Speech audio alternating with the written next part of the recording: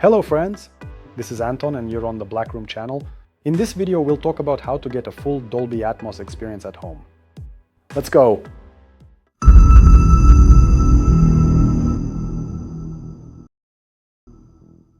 So why do we need Dolby Atmos, right?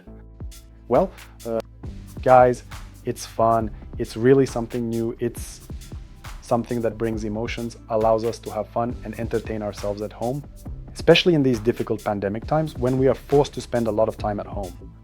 And what else can we do but entertain ourselves in our free time? Let me briefly remind you what Dolby Atmos is.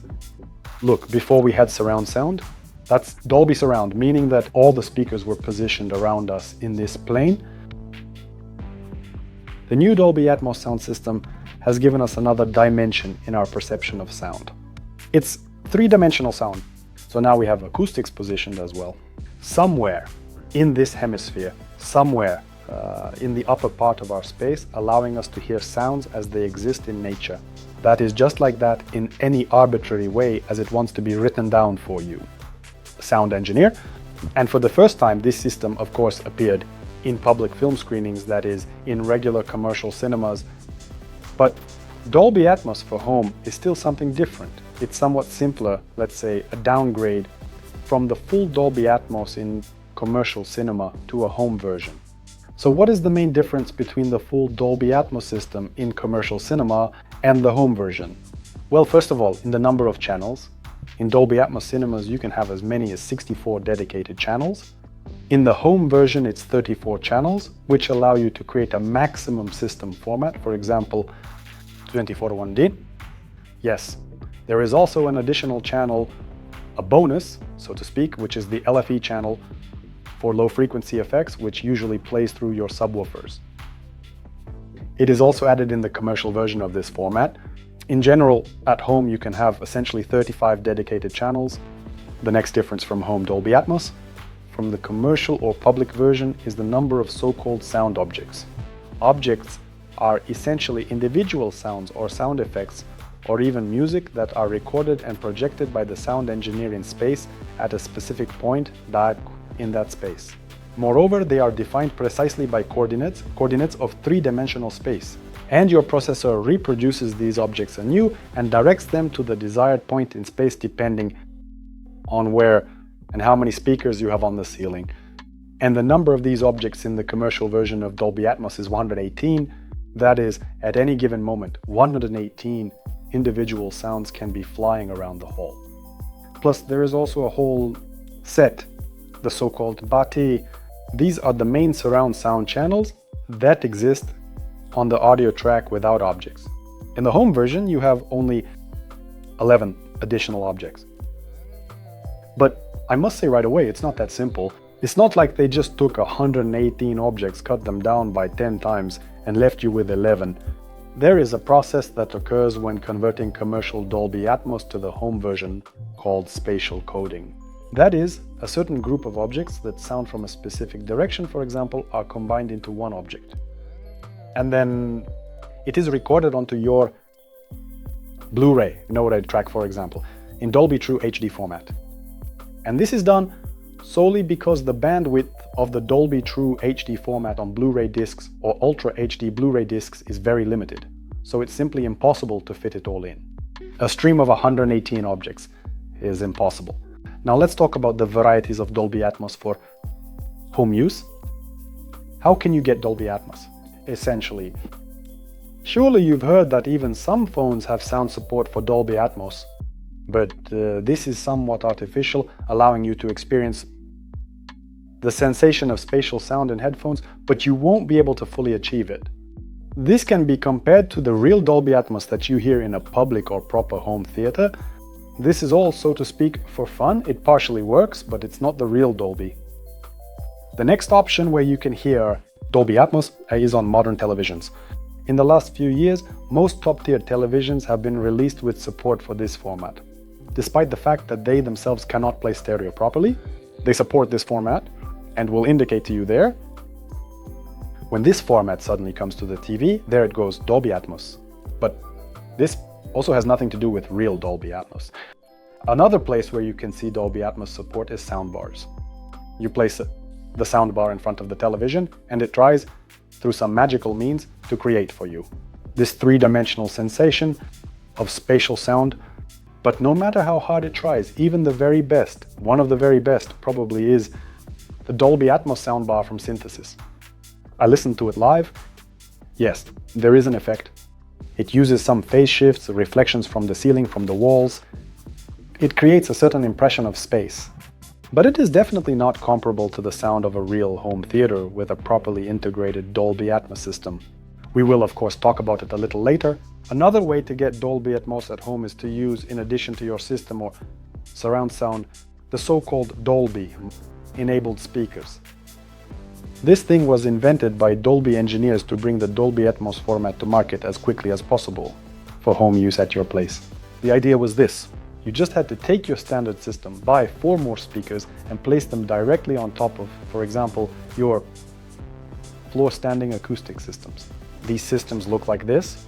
As you can see on the screen now, additional ones. They have an inclined top panel and were designed in such a way that they shoot sound at the ceiling, which should then reflect off the ceiling and reach your ears, thus simulating the presence of real discrete ceiling-mounted acoustic systems. However, in the end, this thing was, of course, heavily promoted by marketers. The company Dolby pushed the production of these speakers by many hi-fi acoustic manufacturers.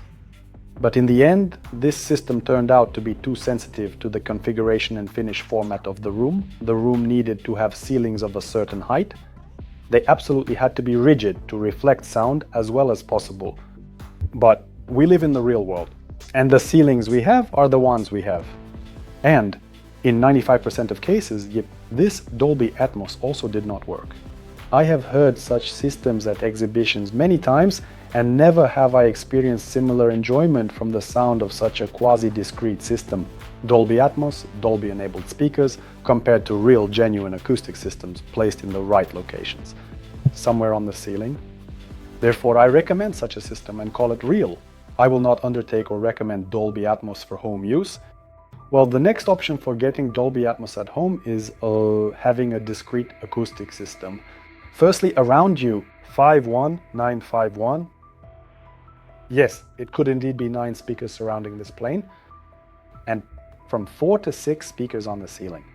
Real, actual speakers, like the ones you see now, for example, in this hall, and this already starts to resemble the truth. So what is true Dolby Atmos, in my opinion, for home use? It is an acoustic system, firstly post of surround sound, to which 4 ceiling channels have already been added. In my opinion, this will be enough to call your home theater or cinema system complete. Dolby Atmos for home. And of course, let's not forget that you need to get this Dolby Atmos from somewhere. That is, you need certain sources, you need specific content providers, or you should buy discs. But I want to return to my favorite question about making sure you have a good sound setup before implementing Dolby Atmos, because even if you place 30 speakers in an empty room, it can't be called Dolby Atmos. It will sound catastrophically bad, and here's what you need to do. In short, you just need to dampen your room by placing certain absorbing surfaces, absorbing panels, acoustics on the walls to eliminate flutter echo. And let's not forget that you need to first correctly position all your 7 speakers.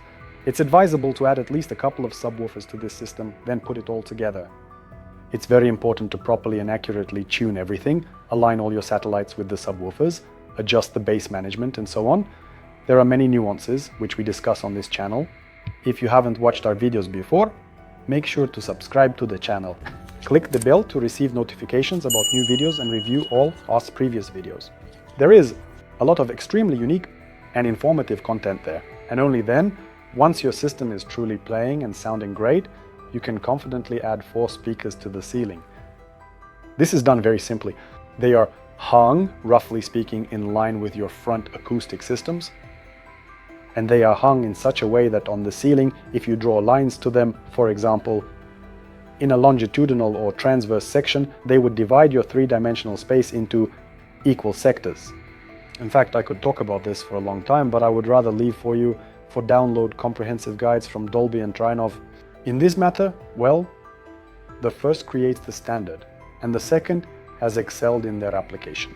And they have created a whole series of very cool documents that specifically talk about how to position your acoustic systems in the Dolby Atmos format, depending on your room, viewing area, and the number of speakers you actually want to place in your home theater. So, follow the link in the description, subscribe to our Instagram. Yes, you need to subscribe on Instagram.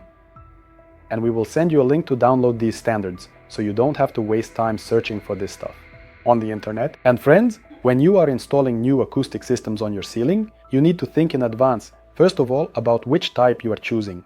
The type of acoustic systems, whether built-in, surface-mounted or suspended, and you must definitely remember where they will be directed. That is about dispersion. They must definitely cover, especially in the high frequency range, your listening area, particularly the most important spot.